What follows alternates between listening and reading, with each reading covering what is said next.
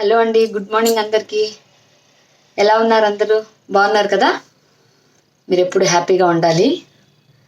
తర్వాత ఇవాళ నేను ఒక చిన్న టాపిక్ గురించి మాట్లాడదాం అనిపించింది.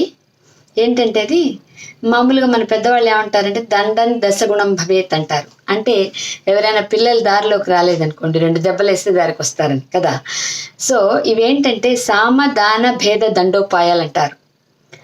సామదాన భేద దండోపాయాలు అంటే 4టికి 4 అర్థాలు ఉన్నాయండి. సామోపాయము అంటే ఉపాయాలు అంటారు వీటిని.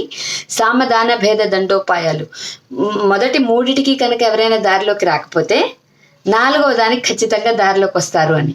దండన్ దశగుణం భవేత్ అంటే దండిస్తే ఒక కర్రనో ఒక దెబ్బో చేత్తోనో ఒక దెబ్బ వేస్తే ఖచ్చితంగా వాళ్ళు దారిలోకి వస్తారు. దశగుణం భవేత్ అంటే 10 రకాలుగా వాళ్ళు దారిలోకి వస్తారనేది అర్థం. ఓకేనా?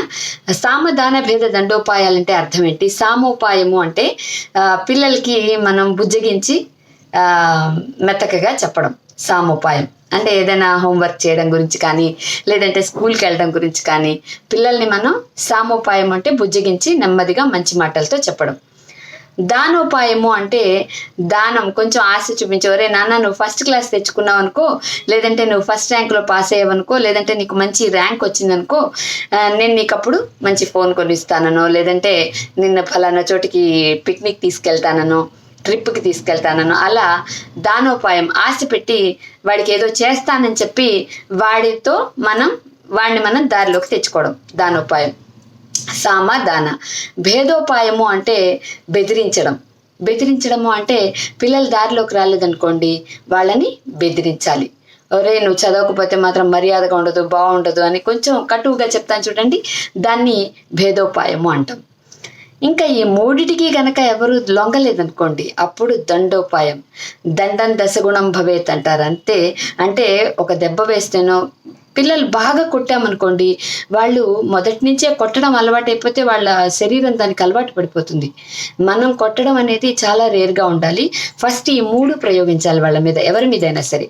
ఈ 3 ప్రయోగించిన తర్వాత సామదాన భేద ఉపాయాలు వాళ్ళ మీద ప్రయోగించిన తర్వాత అప్పుడు లాస్ట్కి ఇంకా వాళ్ళు దారిలోకి రారు అనిపిస్తే అప్పుడు ఒక దెబ్బ వేయాలి. కానీ మొదటి నుంచి దెబ్బలు కొట్టి వాళ్ళని దారిలోకి అస్సలు తెచ్చుకోవాలని ట్రై చేయకూడదండి. ఒక దెబ్బ వేయచ్చు. శిక్షే శిక్షణ అని కదా. సో శిక్షే శిక్షణ అంటే అర్థం ఏంటి? వాళ్ళకి మనం ఇచ్చే పనిష్మెంటే వాళ్ళకు ఒక దారిలోకి ప్రిన్సిపుల్డ్గా దారిలోకి తీసుకొస్తుంది అని కదా. దండోపాయము అంటే 2 దెబ్బలు వేసి వాళ్ళని దారిలోకి తీసుకురావడం, మనం చెప్పినట్టుగా వాళ్ళు వినేటట్టుగా చేసుకోవడం. ఇవి 4 కూడా మనం పిల్లల విషయంలో కానీ, ఎవరైనా మాట వినని వాళ్ళ విషయంలో కానీ ప్రయోగించవచ్చు. ఈ 4టికి కూడా వాడు లొంగలేదనుకోండి, ఇంకా వాడిని భగవంతుడే చూసుకోవాలి. కాబట్టి ఈ 4 గురించి నేను మీకు చెప్దాం అనుకున్నాను.